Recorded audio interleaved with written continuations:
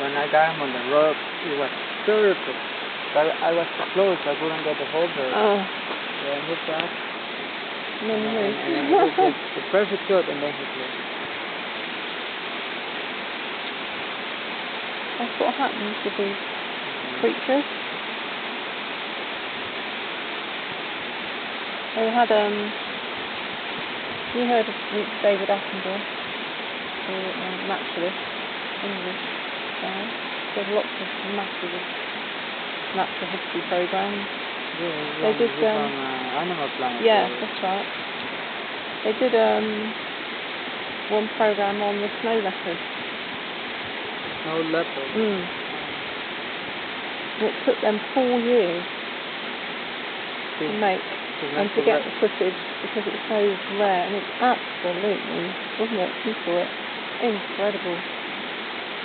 4 years to get a picture. Yeah. The cameramen were staked out all over the mountains and